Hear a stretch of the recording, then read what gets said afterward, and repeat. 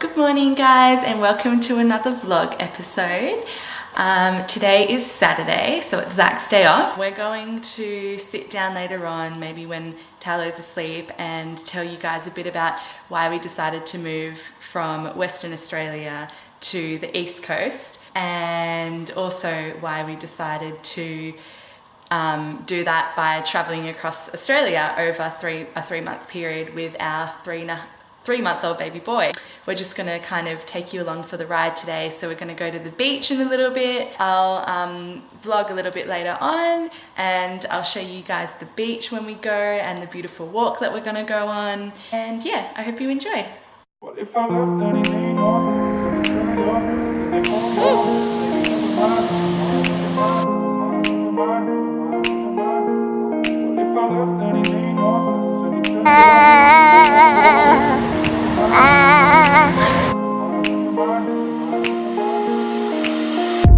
So this is my partner Zach, who you would have seen little snippets of in my other videos.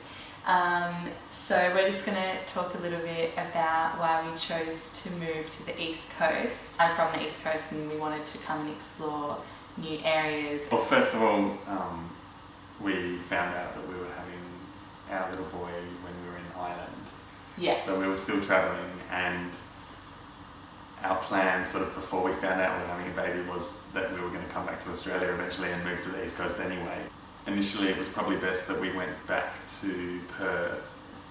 And then we really wanted to cross Australia. We really wanted to get across to where we planned to live on the East Coast by driving across. That was like our little mission. Yeah, our little mission. And a lot of people, you know, when I was pregnant, we'd talk about it with whoever.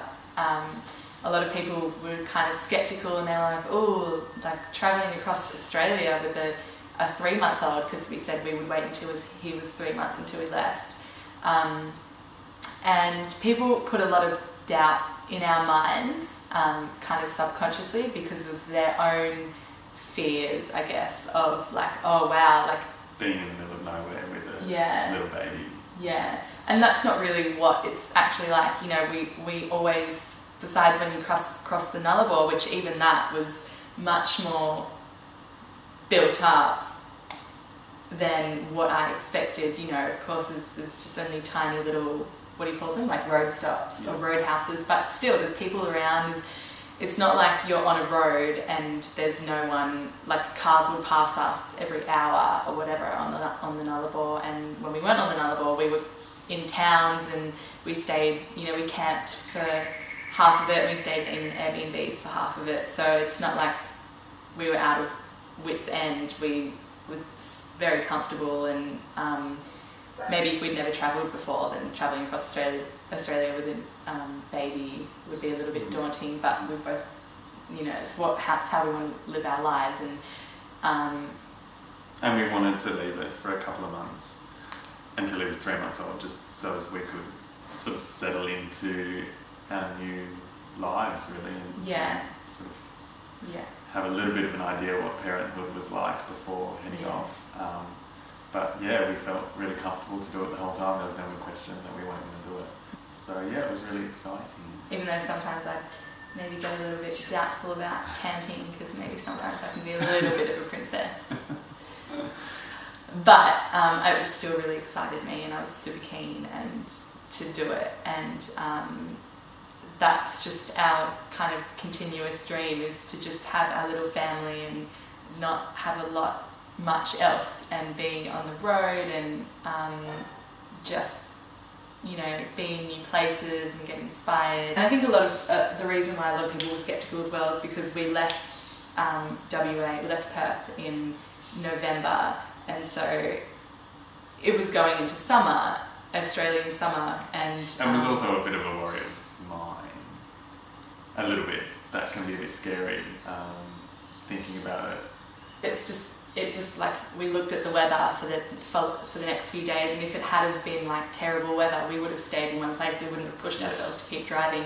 And we're not going to, if it was 45 degrees in the middle of the Nullarbor, we weren't going to start the Nullarbor plane yet. We would have waited. That's the good bit about not having time frames that we could take our time. Yeah. And we decided to move to the Sunshine Coast. My mum has this big house in the Noosa hinterland, and she has like a little granny flat downstairs, and so we live in the little granny flat, or the studio, or whatever you want to call it.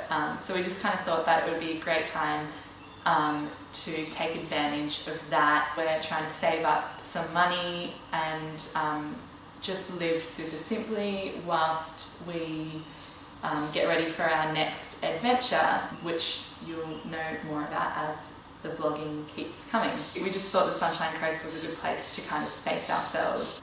We also wanted to do this vlog because we want people to know that, like, it's not, when you have a baby, it's not the be all end all, you know, like, you still, of course, like, you still have a life, you still have your dreams, you still have your aspirations, and there's so much can be done with your children. It doesn't have to be this, you know, working 9 to 5 and buying a house. And if that's what you want to do, then that's great. And that's definitely not kind of our calling, and that's not how we really want to live our lives. We know we need to make a living, we need to earn money, but we also know that if we follow our hearts and our intuition and how, you know, our dreams, then all of that stuff is going to come. So we just, you know, we want people to know that it's not impossible to travel at any stage, from when you're pregnant to when your kids are 30. It's so easy. You know, it's as simple as you make it. It doesn't have to be this big ordeal. I think it's very easy to get stuck when you are having a baby in the mindset of, oh, like, we've got to get our shit together.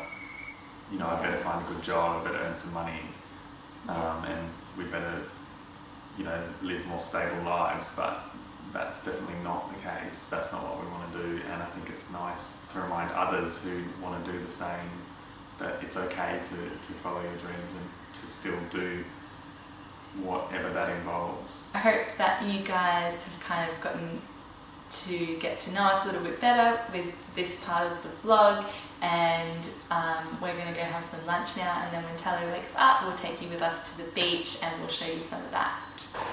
And look who's waking up!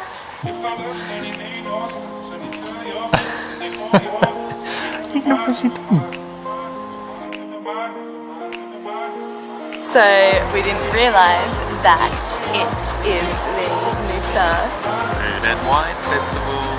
Yeah, so a bit of a... Thousands of people, no car parks, crying baby. Yeah, it wasn't so fun getting here. But anyway, now we're here. Alright, I'm ready now, I ain't gonna stop right now. Alright, take it on me, ooh, baby. Alright, I never asked, do you wanna see my fire? We just wanted to show you guys where we're living at the moment, and why we wanted to spend the next few months in this beautiful spot while we save for our next big thing, our next adventure.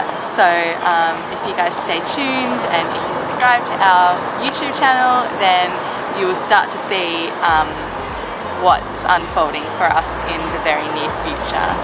I'm going to stop this vlog here.